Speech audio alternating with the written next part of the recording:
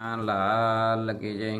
गुरुर्ब्रह्मा गुरुर्विष्णु गुरुर्देवो महेश्वरं गुरुर्साक्षात् परब्रह्म तस्मै श्री गुरुवे नमः तस्मै श्री गुरुवे नमः। આજના શુભ દિને તમામ શ્રોતાજનોને મારા હૃદયભાવપૂર્વક જય શ્રી કૃષ્ણ। એક શિષ્ય ગુરુ પાસે ગયો અને તેની આજ્ઞા પાડી। ગુરુએ ઉપદેશ કર્યો કે તારે 4 બાબતો યાદ રાખવાની। એટલે પેલા શિષ્યએ પૂછ્યું, કઈ કઈ 4 આજ્ઞા પાડું? એટલે પહેલું કહ્યું કે જો કોઈ મોટા વ્યક્તિ હોય તો એમની આજ્ઞા પાડવી। બીજું કે ચોરી કરવી નહીં। ત્રીજું કે કોઈ પણ વ્યક્તિ હોય, ભલે ને આપણો શત્રુ હોય છતાં પણ તેના વખાણ કરવા। અને ચોથી બાબત કે જ્યારે આપણે રસ્તે થઈને જતા હોય તો રસ્તાની અંદર મંદિર આવે તો ત્યાં દર્શન કરવા જવું। કથા વાર્તા ચાલતી હોય તો ત્યાં એ સાંભળવા માટે બેસવું। આમ ગુરુએ શિષ્યને ઉપદેશ આપ્યો। એટલે આ જે શિષ્ય હતો એનું નામ હતું રામસિંહ। હવે આ રામસિંહભાઈ જે હતા એમણે 4 ઉપદેશ એ ગ્રહણ કરી લીધા અને પોતે એક વખત પોતે મજૂરી કામ કરવા માટે જતો હતો। એટલે જંગલમાં થઈને પસાર થવાનું હતું। તેવા સમયે રાજા આ જે રામસિંહભાઈ હતા એમની સામે મળ્યા। એટલે એને યાદ આવ્યું કે મોટા વ્યક્તિ હોય એમની આજ્ઞા પાળવી, એમને નમસ્કાર કરવા હાથ જોડીને। એટલે આ જે રામસિંહભાઈ હતા એમણે નમસ્કાર કર્યા। એટલે રાજાના મનની અંદર વિચાર આવ્યો કે આ હોશિયાર લાગે છે, એટલે આને પ્રધાન બનાવવો જોઈએ। એટલે રાજાએ વિચાર્યું અને કહ્યું પેલા રામસિંહભાઈને કે મને તરસ લાગી છે તો તમે પાણી ભરી લાવો। આમ કરી અને માટીનો ઘડો આપ્યો। એટલે આ રામસિંહભાઈ હતા એ ખૂબ દૂર સુધી જોયું આકાશની અંદર કે જે દિશાની અંદર પક્ષીઓ ઉડતો દેખાય ત્યાં પાણી હોવું જોઈએ, સરોવર હોય અથવા તળાવ હોય કે કૂવો હોય। આમ રામસિંહભાઈ હોશિયાર તો ખરા જ, એટલે જે પક્ષીઓ ઉડતા એ દિશાની અંદર એ પોતે ગયા અને જોયું તો એક કૂવો હતો પણ ઉપર થોડો ઝોખરો હતો અને ત્યાં પક્ષીઓ કલરવ કરતો હતો। એટલે આ રામસિંહભાઈએ એક કાંકરો લીધો અને પછી પાણી છે કે નહીં એના માટે આમ કાંકરો અંદર નાખ્યો। એટલે અંદરથી અવાજ આવ્યો, ડબુક એવો અવાજ આવ્યો।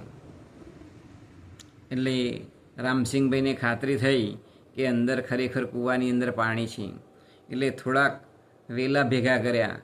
વેલા એ ગળે જે હતો ગળો એને આમ બાંધ્યા અને પછી એ અંદર એથી પાણી ભરવા માટે જતો હતો કૂવાની અંદર। તેવા સમયે અંદરથી અવાજ આવ્યો, એ આ કૂવાની અંદરથી પાણી ભરવું નહીં। એટલે આ જે રામસિંહ હતો એટલો ગભરાઈ ગયો। થોડા સમય પછી અંદરથી એક મોટો ભૂત હતો એ રાક્ષસ રૂપે બહાર આવ્યો અને એને મોટો મોટો શિંગડો હતો, મોટી મોટી આંખો હતી, એ આંખો લાલ હતી, મોટી જીભ કાઢેલી હતી। એક હાથની અંદર ભૂતના એક હાથની અંદર હાડપિંજર હતું, બીજા હાથની અંદર એક મસ્તક કપાયેલું હતું। આમ આ જે ભૂત હતું એ બહાર આવી અને રામસિંહભાઈને કહેતું કે અંદરથી પાણી ભરવું નહીં।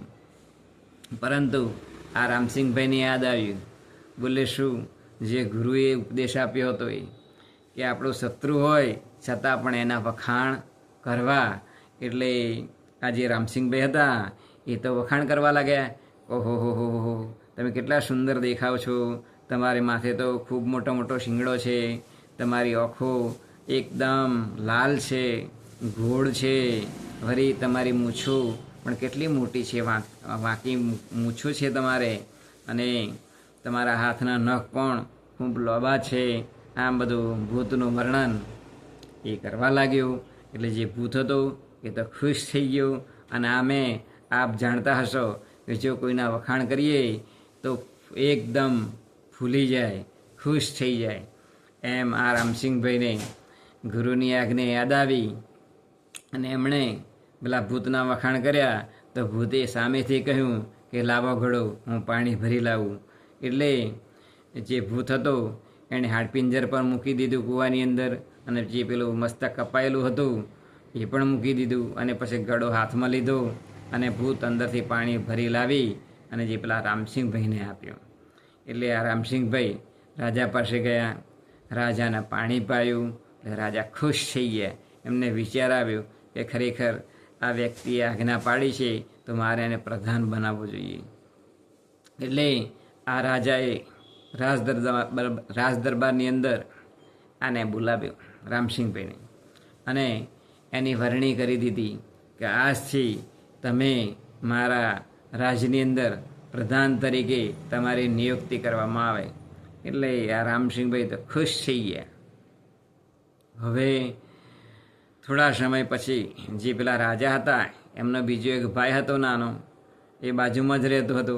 એટલે એને વિચાર આવ્યો કે ખરેખર આપણે એમ કે જે રાજા છે મારો ભાઈ, મોટો ભાઈ, એના ઘરે ઘણું બધું ધન છે, રૂપિયા છે, સોના મોરો છે, તો આપણે ચોરી લેવી જોઈએ.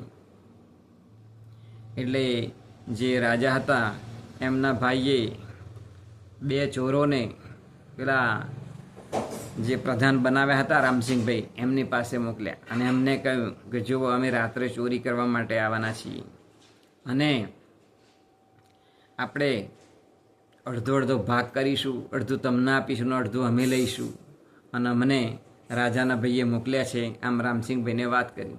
એટલે રામસિંગભાઈએ તરત ના પાડી, કારણ કે ગુરુનો ઉપદેશ યાદ આવી ગયો. બોલે શું? ચોરી કરવી નહીં. એટલે એમને યાદ આવ્યું એટલે ના પાડી દીધી. એટલે જે પેલા ચોરો હતા એ પાછા ગયા રાજાના ભાઈ પાસે અને કંઈ વાત કરી, કંઈ તો રામસિંગભાઈ તો ના પાડે છે. એટલે એમણે વિચાર કર્યું, રાજાના જે ભાઈ હતા ને અને જે ચોરો એમની પાસે જેમણે મોકલ્યા હતા ને એ ચોરોએ રાજાના ભાઈએ વિચાર કરે, બોલે શું કે આપણે રામસિંગભાઈ જે છે એમને મારી નાખવા, હું તમને જોઈ તો ઇનામ આપીશ. આમ પેલા ચોરોને કહ્યું. એટલે આ ચોરોએ વિચાર્યું કે અમારો તાલ ક્યારે આવે. એટલે એક સમયે રાત્રિના સમયે રાજાને પેટમાં દુખતું હતું, એટલે વૈદ્યને બોલાવવા માટે મોકલ્યા. એટલે આ રામસિંગભાઈ જતા હતા, પરંતુ રસ્તાની અંદર એક મંદિર આવ્યું. એટલે અમને યાદ આવ્યું કે ખરેખર ગુરુએ મને આજ્ઞા આપી હતી, ઉપદેશ આપ્યો હતો. બોલે શું કે આપણે જતા હોય તો રસ્તાની અંદર મંદિર આવે તો તેઓ દર્શન કરવા જવું. મંદિરની અંદર ગયા, દર્શન કર્યા તો અંદર સત્સંગ ચાલતો. તો આ પણ ઉપદેશ હતો ગુરુનો, કે ગુરુએ કહ્યું હતું કે મંદિરની અંદર દર્શન કરવા જઈએ અને ત્યાં જો સત્સંગ ચાલતો હોય તો આપણે થોડો સમય માટે એ બેસવું ત્યાં સત્સંગ સાંભળવા માટે. આ જે રામસિંગભાઈ હતા તે મંદિરની અંદર બેસી ગયા. હવે આ બાજુ જે પેલા જે ચોરો હતા એમને એવી ખબર કે રામસિંગભાઈ અહીંયા થઈને જતા હશે, એટલે એમણે અંધારું હતું એટલે કોકનું માથું કાપી નાખ્યું અને પછી રાજાના ભાઈ પાસે લઈ ગયા અને કહ્યું કે જુઓ, અમે રામસિંગને મારી નાખ્યો છે, રામસિંગભાઈને. ખરેખર બન્યું એવું અજવાળું થયું. ત્યારે પેલા જે રામસિંગભાઈ હતા એ તો પેલા વૈદ્યને બોલાવી અને સવારે આવ્યા, કારણ કે રાજા બીમાર હતા. એટલે આ બાજુ એમના રાજાના ભાઈએ જોયું તો ખરેખર રામસિંગભાઈ તો જીવે છે, અને પેલા જે ચોરો હતા એમને તો ઇનામ પણ આપી દીધેલું, મોં માગ્યું, અને એ ચોરો તો જતા રહ્યા હતા. આમ આ જે રામસિંગભાઈ હતા એ પોતે બચી ગયા. રામસિંગભાઈ તેમના ગુરુના ઉપદેશની આજ્ઞા સારધાર પાડી તો એ પોતે એ બચી ગયા, એમનું મરણ થયું નહીં. તો આમ ગુરુ પાસેથી આપણે ઉપદેશ શીખીએ, એમની આજ્ઞા પાડીએ તો સદાયને માટે આપણે સુખ શાંતિ થતી હોય છે. માટે ગુરુની આજ્ઞા પ્રમાણેનું જો આપણું જીવન હોય તો ઘણી બધી મુશ્કેલીઓ આવતી હોય એ પણ ટળી જતી હોય છે. માટે આમ ઉપદેશની અંદરથી આપણે આપણા જીવનની અંદર પણ શીખવું જોઈએ કે ખરેખર જે આપણાથી મોટા હોય એમની આજ્ઞા પાડવી, બીજું આપણે વખાણ કરવા, અને ત્રીજું ચોરી કરવી નહીં. અને મંદિરની અંદર ગમે ત્યાં આપણે દર્શન કરવા જઈએ, રસ્તામાં મંદિર આવતું હોય તો દર્શન કરવા જવું, અને સત્સંગ થતો હોય તો સાંભળવું. આમ 4 બાબતોથી રામસિંગભાઈનું જીવન જે હતું એ ધન્ય બની ગયું. કારણ કે એક તો એમને પદવી મળી હતી પ્રધાનની, એટલે પોતે એ ખુશ પણ થતા હતા, સાથે સાથે એમનું જીવન પણ બચી ગયું. આમ આપણે પણ જો આપણા જીવનની અંદર આવી રીતે ગુરુની આપણે આજ્ઞા પાડીશું, ઉપદેશ ગ્રહણ કરીશું તો સતત આપણે આપણા જીવનની અંદર સુખી રહીશું. એ જ આજના શુભ દિને પ્રાર્થના મૂલી. કૃષ્ણ કનૈયા લાલ કી જય.